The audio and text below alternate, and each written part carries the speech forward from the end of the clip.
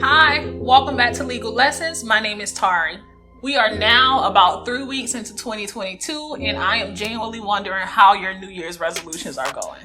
It would not be a new year without resolutions, promises to start anew, and leave the past in the past. In 2020, we saw a lot of government assistance to try to help Americans get back on their feet after a widespread financial instability caused by COVID-19. From stimulus checks to PPP loans, it really seemed like Uncle Sam was cutting everybody a check. And in true American fashion, where there were things given out, there were people there to take advantage. In 2021, we saw the beginning of several people being prosecuted for their misuse of government funds that were intended to restabilize our economy. Unfortunately, for those people, their past is not in the past. Their past is in the transcript to be used against them in a court of law at their trial. And that brings us to this week's legal lesson. As always, the information in this video is being shared for informational, educational, and entertainment purposes, and never to pass judgment. Which brings us to this week's legal lesson.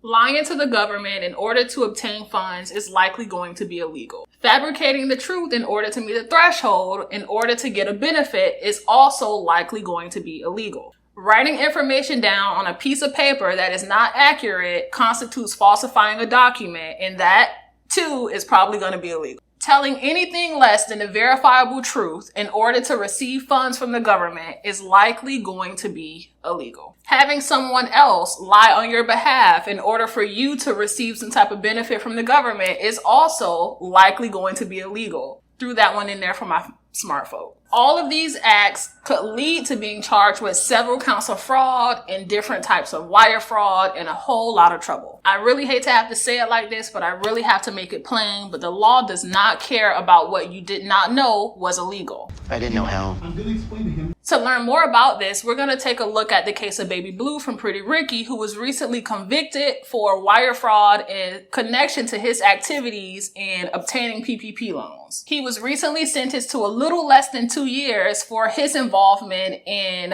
wire fraud and obtaining these loans. According to court documents, Baby Blue admitted to fraudulently receiving PPP loans, actually 2 loans, the first for $426,000 and the second for $700,000.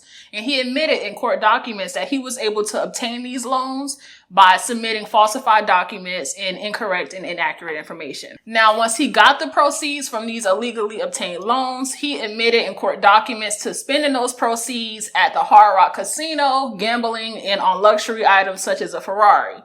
Now, if you know me personally, you know I'm not mad about the Ferrari. Unfortunately for Baby Blue, the authorities seized that Ferrari when he was arrested for these charges. Now, in addition to being ordered to serve 20 months in prison, Baby Blue also was ordered to pay back restitution totaling over $1 million.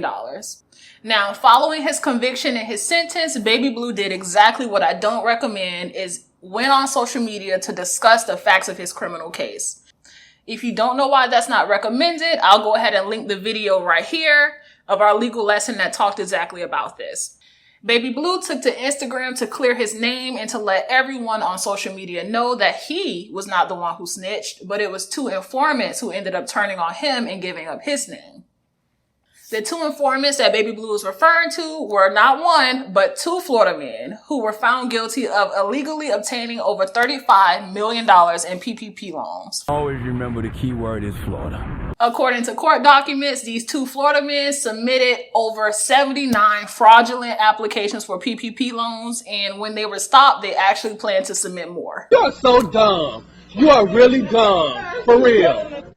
The 2 Florida men face up to 20 years in prison apiece, and I'm sure that had a lot to do with why they started to name names. Since the passing of the CARES Act, which is the government action that funded these PPP loans, the government has prosecuted over 149 cases of PPP fraud. Before you think that you could just spend all the cash and get away with it, they have also seized over $75 million in real estate and luxury goods, all purchased with these illegally obtained funds. As always, we are here to learn a legal lesson from others' mistakes. So please learn a lesson from Baby Blue's mistake and just don't do it. And if you're watching this legal lesson after you or someone you know has already committed fraud in order to obtain some type of financial benefit, Really, at this point, all I can say is I hope they've saved some money for their legal fees because they are definitely going to need it. Let me know down below in the comments, what do you think about all of this? Is it worth the risk?